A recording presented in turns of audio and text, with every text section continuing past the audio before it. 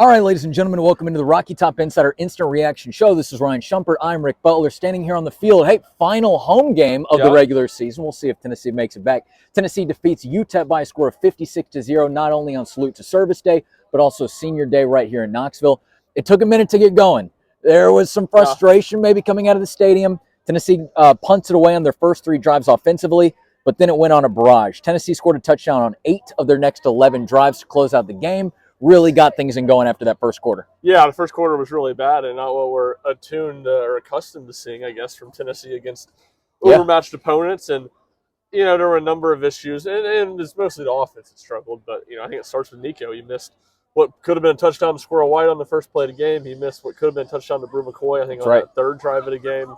And then Tennessee's run game was a little slow to get going. So the defense did a good job. Not that they were perfect. Gave up some trick plays against another Scotty Waldrop team. He was here with Austin P last year. Ran a bunch of trick plays. Ran a bunch of trick plays again here today with UTEP. But the defense was solid, and then the offense kind of got its footing in the second quarter and played like you'd expect. And not one, but 2 wide receiver passes. How about that? Yeah, maybe from UTEP. Maybe even the third one that they tried to do too. So yeah, there were a lot of trick plays from UTEP, and it kept Tennessee on their toes and made it entertaining to watch. No doubt about it. You mentioned Brew McCoy a second ago. He gets in the end zone for the first time this season. Not only one time, but 2 times. I think that's got to feel good for the senior wide receiver. Not just that it was a big day, not just that his family was right here in front of where we were shooting this, but getting a guy a little bit of confidence. I don't think Brew McCoy, the veteran player that he is with all that he's been through, I don't, necessarily think he was maybe lacking confidence or maybe needed it, but I got to imagine that it's got to feel pretty darn good to get a game like this under your belt this late in the season. Yeah, especially since he hadn't scored up until this point in the year, and a couple close calls, but hadn't found the end zone. And, not that either of them were game deciding, but, it was a nice close to that good second quarter for Tennessee that they scored on it. I think it was an 18-yard pass for Molly Alvin and McCoy, and that was, in the 2-minute drill, like 10 seconds left. Like I said, at the 18-yard line, Tennessee was out of timeout, so far from a given, probably Tennessee doesn't score a touchdown on that drive. Yeah. And even, 24-0, Tennessee would have felt good. Good second quarter. But 28-0, it felt even better. And open the second half, they went right down the field and scored. McCoy scored that touchdown too. So those 2 touchdowns made it feel like more of a rout despite the bad first quarter. Absolutely. Dylan Sampson finishes with 77 yards and a touchdown. I saw your 3 takeaways article, which is on RockyTopInsider.com.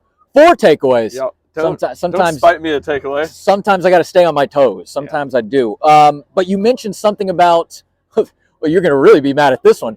You mentioned something about a streak being broken. What was that? I didn't get a chance to well, that's a good lead. Read through the lines.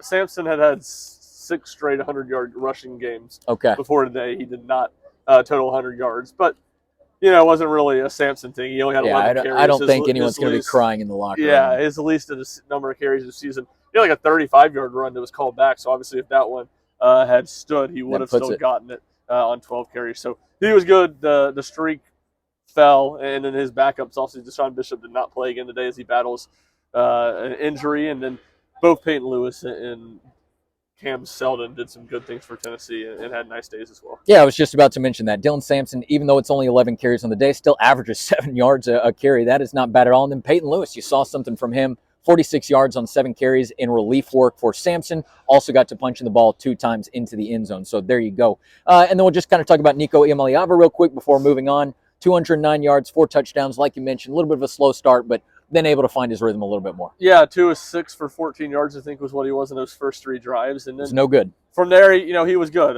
Still, Tennessee's offense was lacking the explosive plays today, which I think is, bad, essentially. I was going to say bad sign. We're past bad sign. It's game 11. Like, this Tennessee's offense just does not have the explosiveness that it needs to have to be elite this season, and that continued today. But after that, after the start, I thought Nico was pretty good. Accurate, throwing some balls in the intermediate.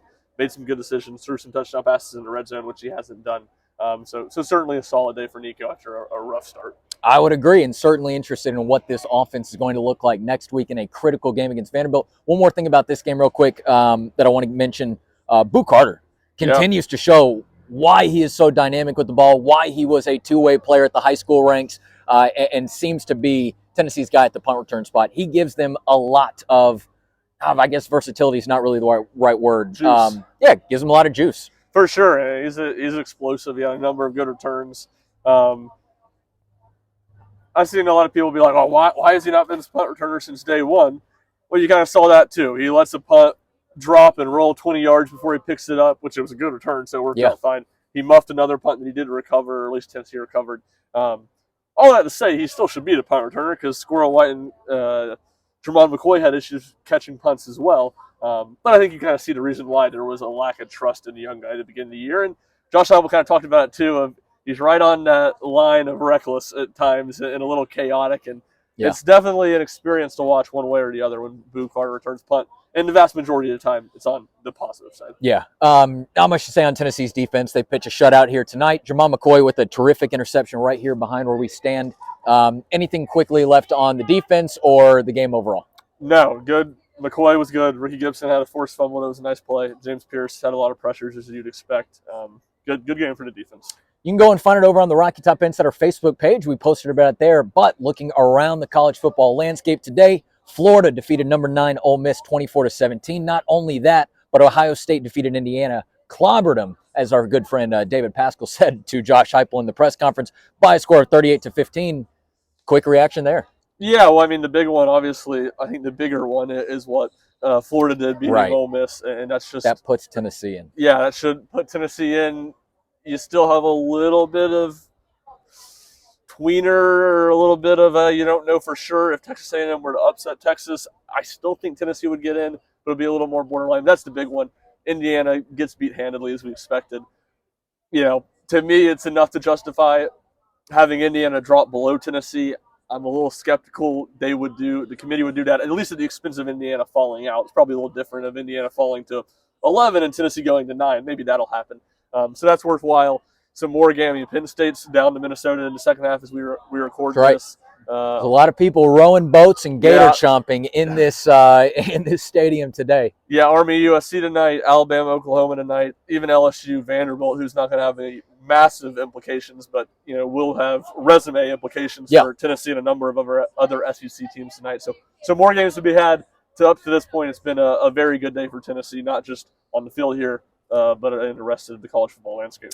Not just a good day for Tennessee, a good season for you and I. Our final instant reaction here from Neyland Stadium. At least if Tennessee does wind up not hosting a home game, which I don't know how that play out or that path would work out, but I guess it's something we'll maybe dive into over on the Rocky Top Insider Press Pass, which you can find wherever you get your podcast. Otherwise, we're going to head out of here. We're going to go ahead and record that for the final time from Neyland Stadium in the regular season. This is Ryan Shumpert. I'm Rick Butler.